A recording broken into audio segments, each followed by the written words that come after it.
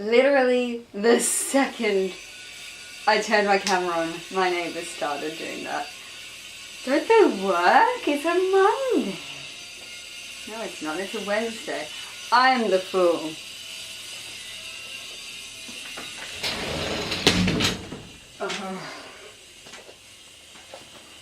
I had such lovely bird sounds. A moment ago there were bird sounds and now I had to close my window. I might put the fan on. Just some housekeeping. My camera is really bad with storage. It's not the SD card being too full too fast. It just says sometimes stopped filming automatically and I don't know why that is. So that's why it's an automatic lensing, because I can't be bothered to keep turning it off and on again and fixing the camera every time. So I'm sorry if the auto lens is annoying. Am I disgustingly hashtag relatable enough for you now? Okay. Hi booktube, my name is I Hope There's Pudding. I have this lovely drawing of Luna Lovegood in name. You are currently sat on a laundry basket with a stack of books and a box, and then just to hold up that lens because it's that bit too heavy, it's placed on a sock. Yes, my expensive Canon camera is placed on a disgusting little sock. Okay, so today, long enough intro I think. Today I'm talking about why and how I have been consuming books. A little bit about how I used to be when I read books just casually. With high school I was always very careful with my books. I did not write in anything. I was scared because I would borrow the school library books as well as buy my own expensive new edition of books. I would be like, oh my lord, what if something happened? And then, funny story, you know who you are. You let me, my best friend let me her Pride and Prejudice book for me to read for school. And I was like, this is awesome, I'm gonna love it. And then I did really enjoy it, but I treated the book really poorly one day. I put it in my bag with a lot of things. Again, school, you know, stuff happens. And there was a crack on the spine. I'll see if I can put a picture for you because it's bad. And instead of just telling her straight up, this is my best friend since childhood. Instead of telling her what I had done, I kept it inside. And I waited for like a month or two. And then eventually I was like, hi! Oh, cut off in the middle of that. Hi, this is your book. Try not to notice the light. And she got so mad. Like, fair enough to her. Like, no judgment on her. She got so angry. But like, in a jokey way, she was like, what did you do to it? Like, and then to me, like, me internally, I was, what did I do to it? I ruined my best friend's book. And it was, to be honest, it was just a Penguin Classic paperback. It wasn't anything out there like that she couldn't replace or that I couldn't buy back for her. Good Christmas idea, Lola. But yeah, I just freaked the F out. And that's basically how my reading had been for many years. I just treated them the way that Simon from Savage Reads treats them. And then I got out of high school, I went travelling, and I didn't read while I was travelling because it was a bit hard to carry books around. But I did start watching booktube. So I started to consume booktube content, not consume book content. So it was a bit unbalanced and I felt unworthy of books, which is so silly. I know. And then when I came back, I started buying more op-shop books because I was too poor after travelling to buy fully precious new books. But that doesn't mean that I treated them the way I do now, that I was still very precious with them because I love my books. I don't want to damage them. So yeah, then I started working at a bookshop, I think I only worked there for not very long, half a year maybe, and it was one of my favourite experiences ever. I was just too shy. I also work at the warehouse sometimes. When we got lots and lots of stock, we would have to look at whether they were actually damaged, and if they were, we would, this is torturous, I don't think I have footage of it, but we would have to cut the back of the book. Cut the back of it so that we could send back the barcode to the publishing company. We would have to stamp it as damaged, and we couldn't sell it. So that meant that we got to keep a lot of books. I'll do a flip through of my beautiful book that I got from there, which doesn't have a paper dust jacket because of that. And that really just helped me realize that, like, even though the works are beautiful and the publishing companies that do their work, 10 out of 10, like, some of the art that goes into that is amazing, but at the end of the day, it's just paper. It's just paper. And that was really hard for me. Like, I would accept these free books, but I wouldn't really read them because I would feel bad when I would look at the back and it had no back on it. Which is stupid because you're still consuming the words. And that's what's really, really important. So I've got a stack of books here that I thought I could talk about. All different reading stories. This one is my favourite Jane Eyre editions of Pride and Prejudice, of her books. I think they are published by Vintage Classics, yes. And I wrote sticky tabs. I was not able, and I don't think, even now, I don't think I could write in this beautiful book. So I just did little sticky tabs, and I really do appreciate it.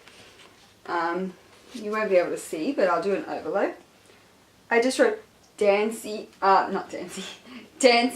Fanny, lol, because that's what the character is doing, and it's really...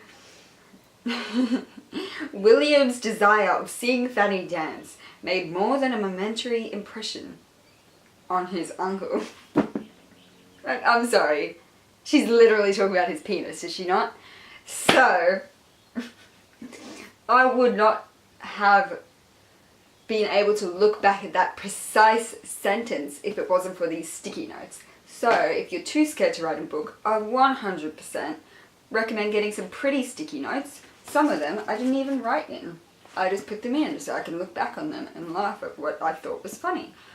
Sorry if I'm talking too fast, guys. I'm very excited about books. Here, I just wrote different class, and does Fanny have anxiety? Because obviously, back in those days, they wouldn't have the technical term for anxiety, but what she was describing seemed like anxiety. Meanwhile, I'm still sometimes too nervous to write in my books. The books that I think are gorgeous, Name of the Wind, I loved this book. I got it for $2.50 at Lifeline last year.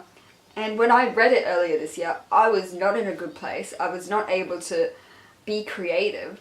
So I just read the book, didn't write in it, didn't write my thoughts on it, and now I kind of regret it because as much as I remember loving it and loving some parts in it, I'll have to flick back through and do this and do that. So it takes me a long time to find the content that I'm specifically thinking about or referring to.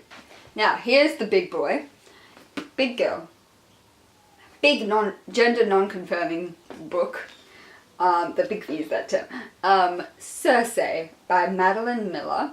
I had been dying to get my hands on this, so I decided to go to the library, and I waited quite a while on the wait list for this book before I bought it, because again, I'm not able to buy first-hand books at the moment.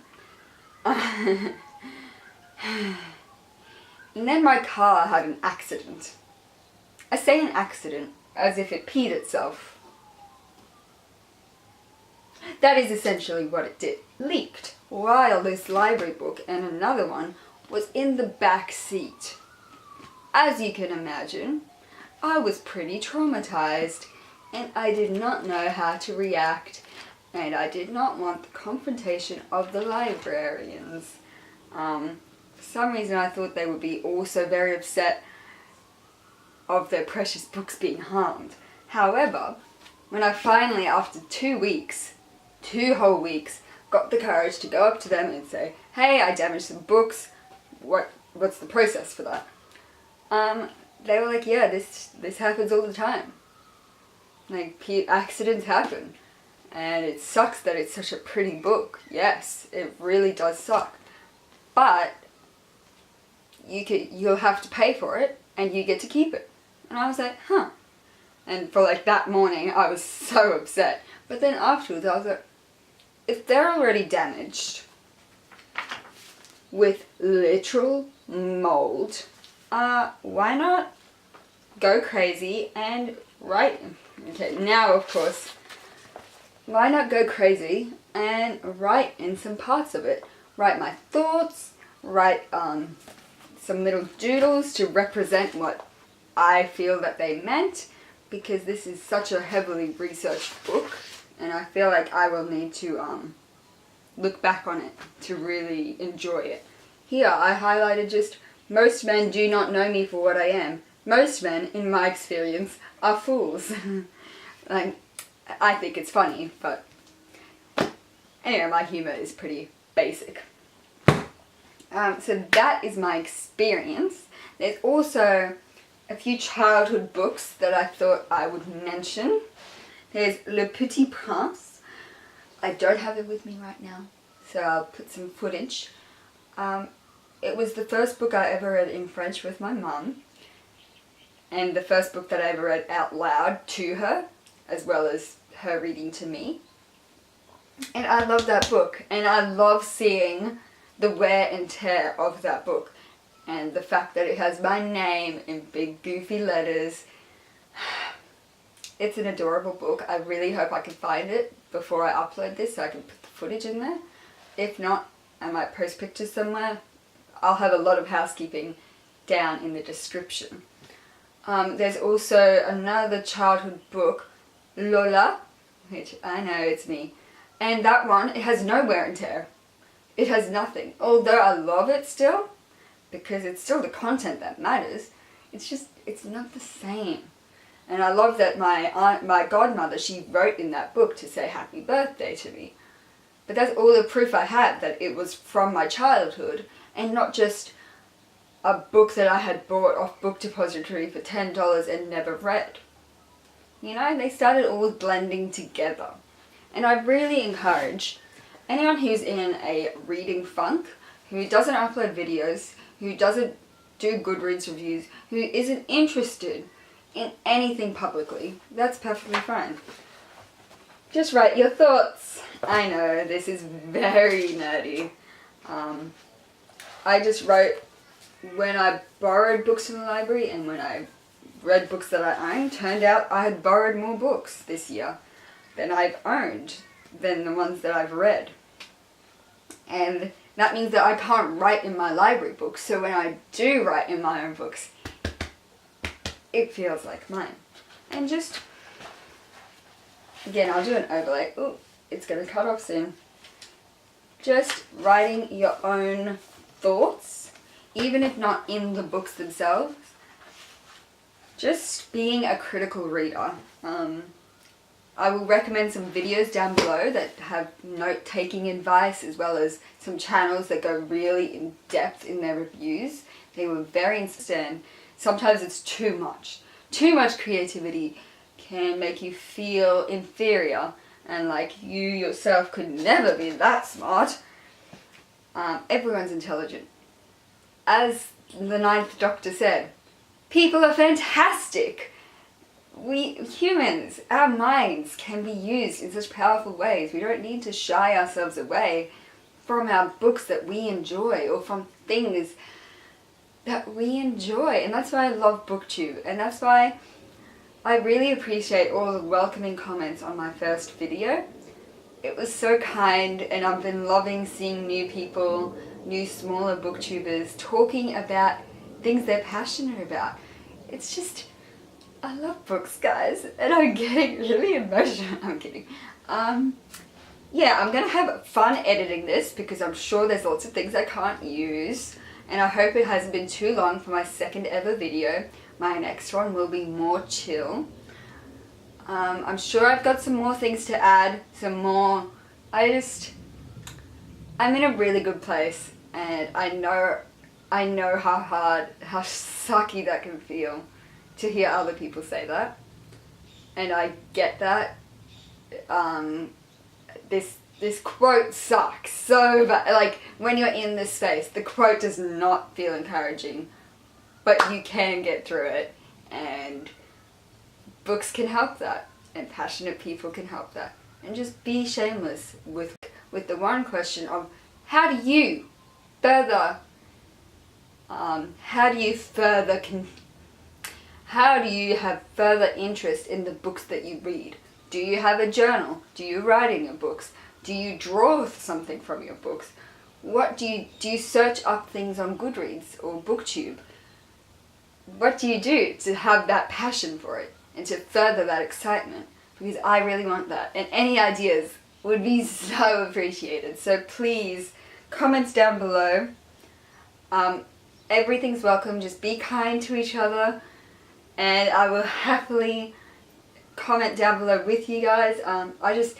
The first video is very welcoming, so thank you so much for your kind comments, and I look forward to seeing you next time I see you all.